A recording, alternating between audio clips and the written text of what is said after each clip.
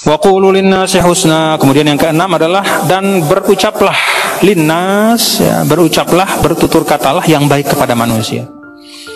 Wa qulu linnasi husna. Nah, linnas ini kalau dalam bahasa ulama itu pertama ma'annas. Berucap baiklah ma'annas ketika engkau berada di keramaian bersama-sama.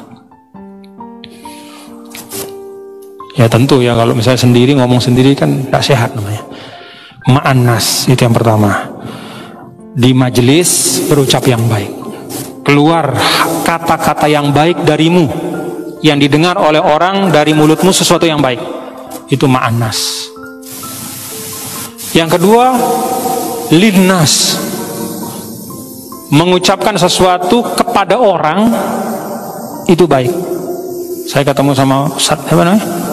Ustaz Rofi. Assalamualaikum Ustaz Rofi, apa kabar? Ustaz Rofi sehat walafiat. Nah, pokoknya kayak gitu. Itu linnas. Itu masuk bagian juga ini. Langsung kita arahkan omongan kepada orang harus baik. Yang ketiga, aninnas. Ngomongin orang yang nggak ada. Itu juga harus baik. Jadi ngomong secara umum di majelis misalnya, kita nggak arahkan kepada siapa-siapa secara khusus, kita cerita aja. Jangan cerita-cerita yang cabul. Itu berarti bukan merupakan qaulan hasan ma'annas. Itu bukan ucapan yang baik bersama manusia. Yang kedua, linnas. Arahkan kepada orang yang ada, misalnya kita menegur, menyapa, kata yang baik. Yang ketiga, kalau yang kita bicarakan itu nggak ada aninnas, juga harus bagus. Jadi waqulu linnasi husna ini kalau kata para ulama ini mencakup seluruh bentuk tutur kata dan ucapan kita, ya. Di tengah orang banyak, kepada orang lain, dan tentang seseorang. Sudah nggak kita amalkan ini?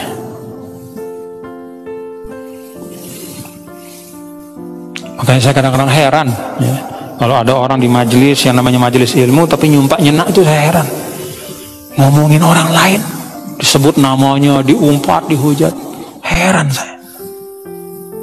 Tapi mengakunya orang cinta Islam. Duduknya di majelis ilmu.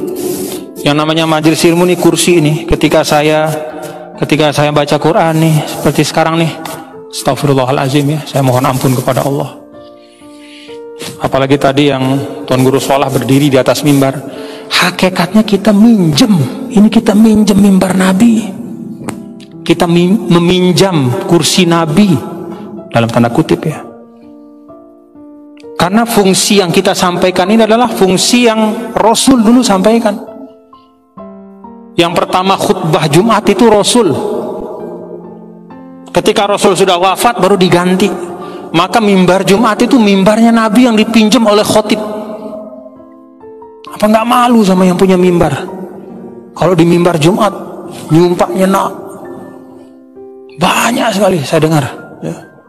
Mimbar Jumat jadi mimbar kebencian. La ilaha illallah. Anda bisa lolos sekarang, tapi Anda akan berhadapan sama yang memiliki mimbar itu kelak di akhirat. Jadi mimbar Jumat itu bukan mimbar gagah-gagahan. Ente minjem sebentar dan akan diminta pertanggungjawabannya oleh yang punya mimbar itu. Sama seperti majelis ilmu ini. Siapa sih yang membuat majelis ilmu dalam Islam? Yang pertama Rasul sallallahu alaihi wasallam. Nabi yang bikin majelis ilmu itu untuk mengajar, mendidik, mengasah hati, jiwa, memperbaiki. Apa nggak malu kita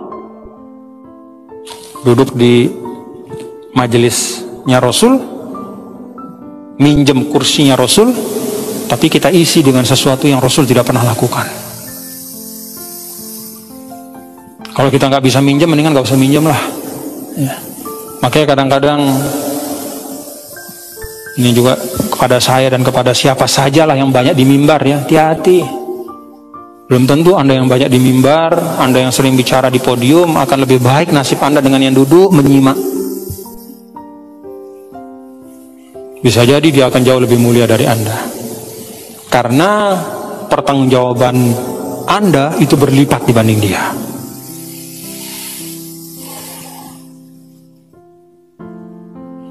Astagfirullah.